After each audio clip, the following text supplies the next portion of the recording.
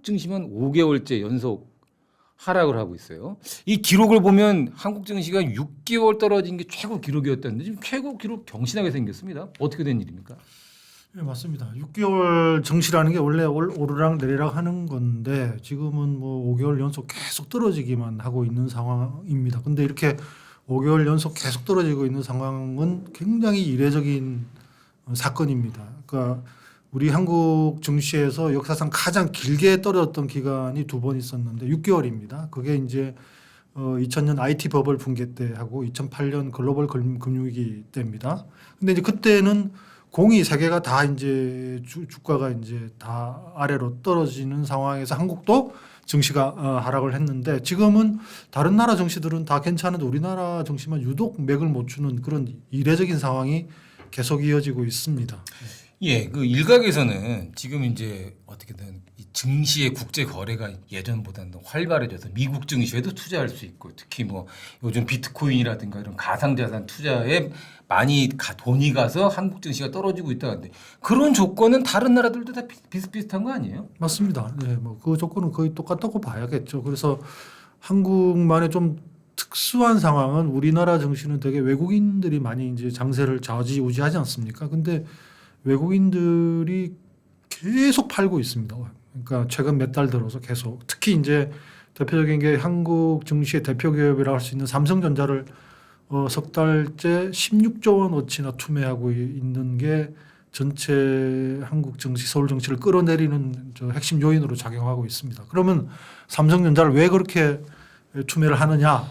최근에 뭐 다 아시다시피 그 삼성전자가 그 차세대 그 AI 반도체 꼭 필요한 고대역폭 그 메모리 HBM 그 기술 개발 경쟁에서 일단 뒤처지고 있다는 게 하나 있고 그다음에 이제 그 AI 반도체는 결국은 그 파운드리 경쟁력이 되게 중요한데 파운드리 경쟁력이 또 대만 TSMC보다 좀 떨어진다는 면이 또 있습니다. 거기에다가 전통적으로 우리가 세계 시장을 70% 이상 차지하고 있는 메모리 반도체에서 중국 기업들이 요즘 치고 들어오고 있기 때문에 전통적으로 우리가 차지하고 있던 거기 시장마저도 흔들리고 있다는 그런 요소들이 겹쳐서 외국인 투자자들이 삼성전자의 미래가 밝지가 않구나.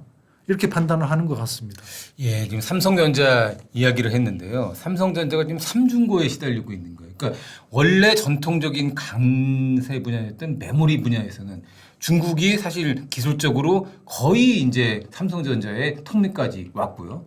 파운드리는 대만의 TSMC가 워낙 강자기 때문에 여기도 우리가 2등으로 밀리고 HBM은 지금 하이닉스한테 지금 선점을 완전히 뺏겼기 때문에 여기는 아직 기술이 못 들어가고 야 세계 1등이었다는 삼성전자가 지금 이렇게 삼중고에 시달리고 있는데 이건 삼성전자 하나의 기업뿐만이 아니고 오늘 조선일보가 상당히 좀 흥미로운 기획 기사를 썼던데 원래 이제 우리와 중국이 수출로 항상 경쟁을 하지 않습니까? 경쟁을 하는데 우리의 8대 주력 산업, 뭐 구체적으로 반도체, 디스플레이, 2차 전지, 휴대폰, 선박, 자동차, 철강, 석유화학 이것 중에 최근 10년 사이에 수출에서의 어떤 이 변화를 봤더니 이 중에 7개가 중국한테 크게 밀리고 있다라는 그런 기사가 나왔어요. 어떻게 된 거예요? 그러니까 이제 사회자님 말씀하신 대로 그 8대 주력 산업이라고 하는 게 사실 거의 겹칩니다. 한국이랑 이제 중국이랑.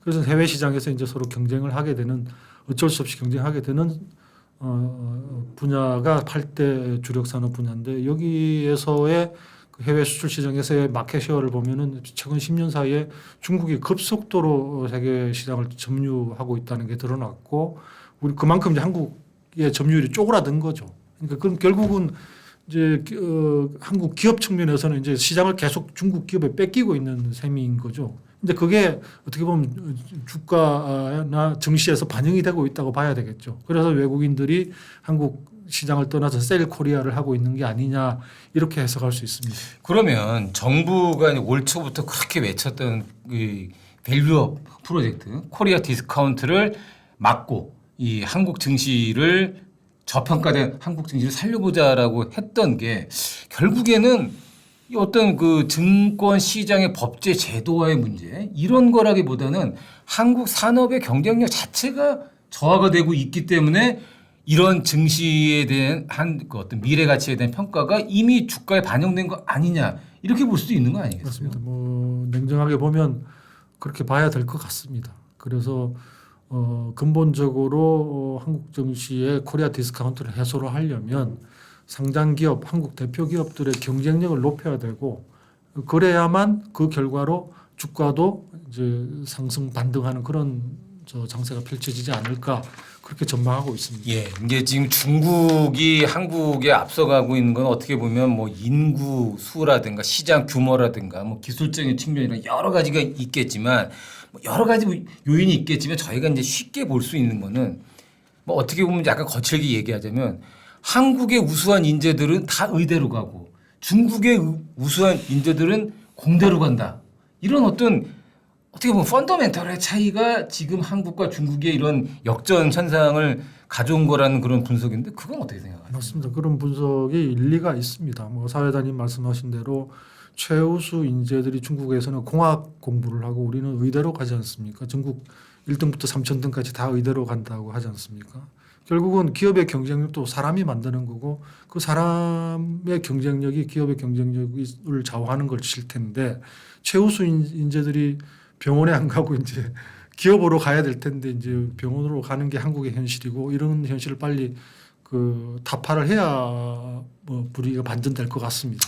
자, 그렇다면 뭐 이제 현재 상황은 그렇고요. 어떻게 계속 지금 중국이 치고 올라오고 있는 상황에서 정부가 사실 쓸 수 있는 정책 카드도 뭐 제한적이긴 한데 그렇다면 지금 사실 지난 정부부터 꾸준히 이어지고 있지만 지금 저성장이 거의 고착화가 돼서 지금 거의 바닥을 모르고 지금 빠지고 있는데 정부가 쓸 수 있는 정책 카드는 뭐가 있을까요? 그러니까 현재로서는 전문가들이 가장 많이 하는 얘기는 이제 그 기업이 마음껏 이제 기업 활동을 자유롭게 할 수 있게끔 규제를 풀어주는 게 하나의 방법이 될 수 있다 이렇게 얘기를 합니다. 그래서 그게 한 축이 될 수 있고 또 하나는 그 창의적인 인재를 이제 많이 이제 배출을 하는 것이 또 답이 될 수 있습니다. 그러니까 지금 현대 산업 경쟁력이라고 하는 거는 우리나라도 이제 선진국 반열에 올랐기 때문에 이제 그 추적자의 입장에서 떠나서 이제 그 최초 개발자의 단계로 가야 되는 거고 그런 거를 뒷받침할 수 있는 산업 인재들을 키워야 됩니다. 그러려면은 교육도 개혁을 해야 되고 대학도 바꿔야 되고 또 창의적인 인재들이 그에 합당한 보상을 받을 수 있게 뭐 임금 체계도 바꿔야 되고 여러 가지 이제 관련된 것들을 수술 작업들 개혁을 해야 되겠죠. 예. 예. 김홍수 위원 말씀대로 현재 이제 국회 같은 경우에 이제 어떻게 보면 여러 가지 법들을 많이 만들고 있는데 이 시청자 여러분들께서도 잘 아시겠지만 국회가 만드는 법들의 태반이 새로운 규제를 만드는 겁니다. 그래서 사실 국회는 좀 아무 일도 안 하고 있는 법이라도 좀 바꿔서 있는 규제를 좀 없애야 되는데 예전에 정부가 규제들을 많이 쏟아냈거든요. 근데 지금 같은 경우에 워낙 기업들도 지적을 많이 하고 해서 정부는 기존에 했던 규제들을 많이 지금 걷어들이고 있는 상황입니다. 근데 유일하게 규제가 계속 늘고 있는 데가 바로 국회거든요. 이 국회에서 빨리 규제와 관련된 쓸데없는 입법들은 많이 좀 하지 말고 그냥 노는 게 더 좋을 수도 있어요. 그냥 노시면서 정말 필요한 규제들을 없앨 수 있는 법 개정 이런 거에 좀 더 이 국회가 적극 나서주기를 좀 바라고 있습니다.